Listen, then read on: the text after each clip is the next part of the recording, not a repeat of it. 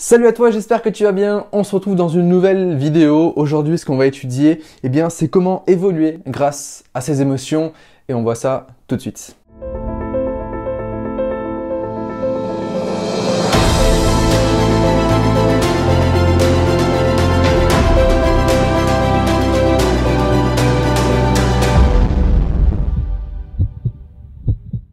Alors avant toute chose, j'espère que tu es abonné à cette chaîne YouTube, j'espère que tu partages cette série de vidéos et que tu me suis également sur Instagram qui est un bon moyen de voir les coulisses de cette série de vidéos mais aussi les coulisses d'un entrepreneur, d'un coach et d'un conférencier.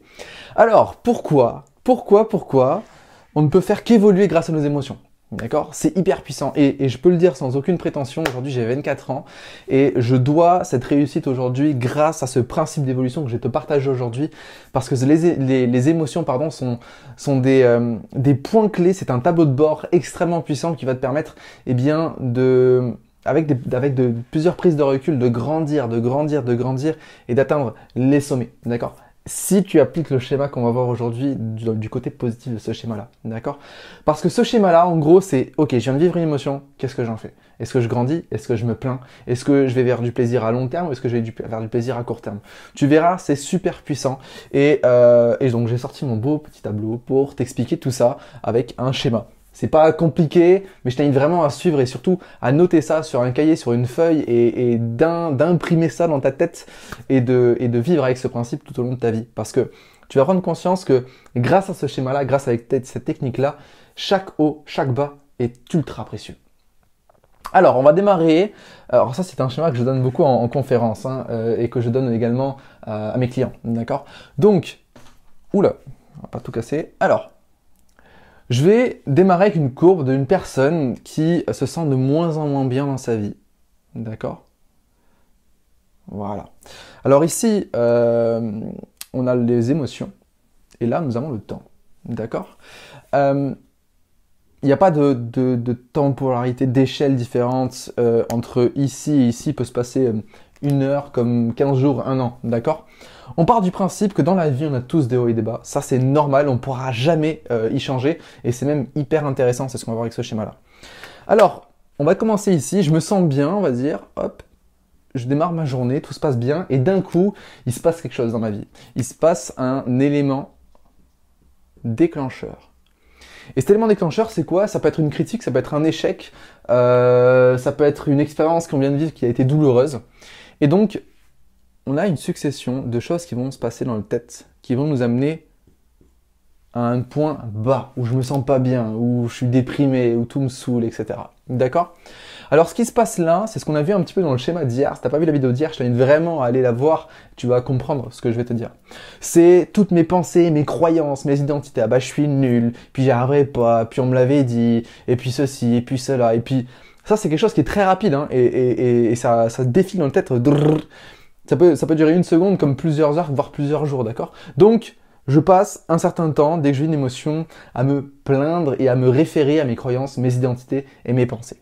D'accord? Et j'arrive là. Qu'est-ce qui se passe chez la majorité des personnes? Eh bien, c'est qu'une personne qui ne cherche pas à évoluer va chercher un plaisir à court terme. D'accord? Et un plaisir à court terme, c'est relié à des addictions plus ou moins importantes, sexe, drogue, alcool, jeux, etc. Et en fait, la personne va chercher quoi? Du plaisir à court terme. Elle va chercher à se sentir mieux, maintenant. Et donc, elle va remonter. Et elle va se retrouver ici. Donc, elle va se sentir mieux. Mais pas très longtemps. D'accord?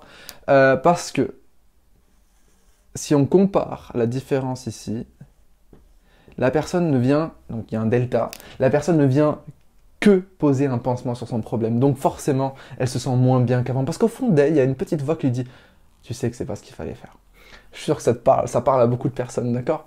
Et donc forcément, je me sens de moins en moins bien. Et si je répète sans jamais me poser de questions, sans jamais prendre de recul, qu'est-ce qui se passe? Je me sens de moins en moins bien au quotidien et je pars sur une courbe de dépression. D'accord? Maintenant, c'est ton cas, tu veux changer ta vie, tu veux passer au niveau supérieur, je vais te montrer comment est-ce qu'on peut faire de ces émotions une réelle force. Alors, je te l'ai dit, l'élément déclencheur, on ne peut rien y changer. C'est comme ça. D'accord? Que tu sois la personne la plus positive du monde, la personne la plus focus du monde, le meilleur entrepreneur du monde, tu en auras peut-être moins, mais tu auras toujours des éléments extérieurs qui vont venir te polluer. Alors là, peu importe le mindset que tu auras, peu importe où est-ce que tu en es dans ta vie en termes de positivité, ça, tu peux pas y échapper. C'est pas l'échelle peut être moindre, hein, mais il y aura toujours un putain, je suis con, fais chier, etc. Je peux pas y arriver. Non. Peut-être que ça peut durer une seconde, d'accord? Mais tu l'as, et ça c'est un fait. Et donc forcément, en énergie, en émotion, tu vas baisser et tu vas arriver à un point ici. Et c'est là que tout se joue. C'est qu'ici, il y a globalement deux questions à se poser. La première question à se poser, c'est pourquoi? Pourquoi je suis ici? Alors en fait, je vais venir comprendre mon élément déclencheur. C'était quoi mon élément déclencheur? Ok, j'ai vécu un échec.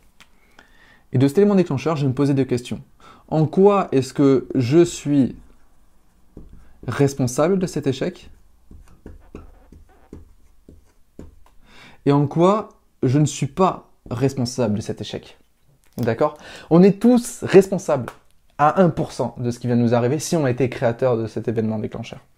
D'accord? Par contre, on est à 100% responsable de ce qu'on en fait par la suite. Et ça, je veux que tu en prennes conscience. On n'est pas forcément à 100% responsable de ce qui nous arrive, quoique, mais par exemple, si je me prends une voiture alors que j'ai regardé, mais sauf que la personne est arrivée à 200 km/h, j'en sais rien, je ne suis pas responsable de ça. Par contre, je suis responsable de ce que je vais en faire après. Est-ce que, malgré les complications physiques que je peux avoir, je vais me plaindre toute ma vie? Ou est-ce que, comme il y a beaucoup de personnes qui l'ont prouvé, est-ce que je vais décider de me relever et de faire une force de ce qui vient de m'arriver? D'accord? Donc, nous sommes responsables de ce qu'on fait, de ce qui nous arrive. Là, j'ai pris un extrême, d'accord, mais si c'est un échec dans ton entreprise, que ce soit à cause d'une crise, comme peut-être on est en train de la vivre actuellement avec le Covid-19, ok, je peux rien y faire de ce qui se passe, par contre, je suis responsable de ce que j'en fais. Donc, prends vraiment conscience de ça. Et la question, du coup, qui découle, c'est comment?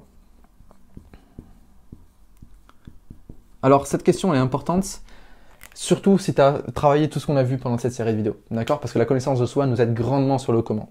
Et comment? Eh bien, c'est par exemple m'entourer, donc entourage positif, d'accord? Me faire accompagner sur un point précis. Si j'ai vécu un échec marketing, je vais voir un marketeur, je le paye pour m'accompagner.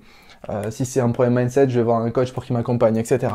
Comment est-ce que je peux faire pour évoluer? Je peux lire, je peux me remettre en question, je peux revoir ma stratégie d'entreprise. Bref, comment est-ce que je fais pour me sortir de cette situation-là? Comment est-ce que je peux faire pour en faire une force? Et là, ce qui est génial avec ça, c'est que vous êtes des personnes proactives. Proactive, c'est que vous prévoyez les choses. Ok, ça c'est énorme. Donc vous prévoyez l'avenir et vous faites une force de ce qui vous arrive.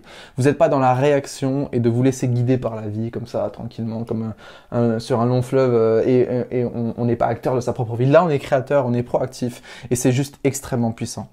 Et donc, qu'est-ce qui va se passer? Si je comprends ce cheminement mental, l'élément déclencheur et que j'essaie de comprendre ce qui se passe ici et que je me pose des questions de comment est-ce que je peux faire pour casser ces croyances limitantes, comment est-ce que je peux faire pour ne plus penser comme ça, pour changer mon identité, mon état d'esprit, etc.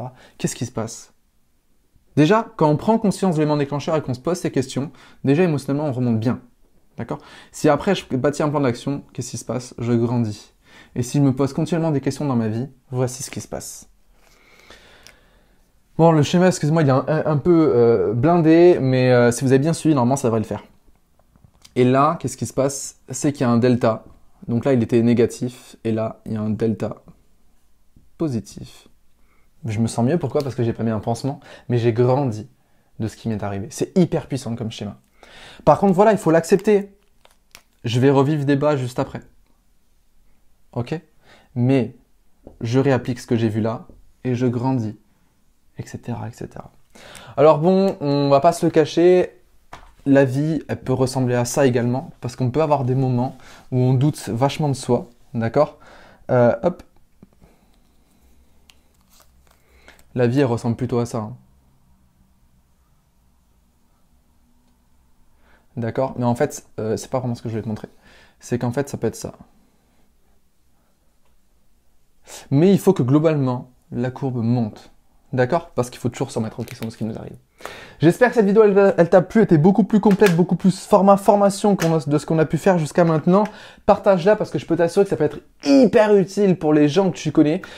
Autant sur le pro que le perso, l'outil que je viens de te partager dans cette vidéo, il est juste incroyable. Il est juste incroyable. Donc, prends-en conscience, utilise-le à bon escient et je peux t'assurer que si tu utilises cet outil-là, tu vas aller mais hyper loin. Et je suis pas sûr qu'il y ait des techniques aussi puissantes que ça qui sont partagées gratuitement comme ça sur le web. Donc, profites-en un max, partage ça un max, fais-en une force, deviens un entrepreneur extraordinaire, deviens une personne extraordinaire et encore plus extraordinaire, pardon, que tu l'es déjà, bien sûr. Je t'invite à t'abonner à la chaîne YouTube, à la page Facebook, à me suivre également sur Instagram. Tout est dans la description. Je te dis à demain dans la prochaine vidéo. Ce qu'on va voir demain, c'est comment vaincre la peur. Un sujet qui est très demandé. Tu verras, c'est un sujet tout aussi passionnant. Je te dis à demain dans la prochaine vidéo. N'oublie surtout pas que tu es une personne extraordinaire. Ciao.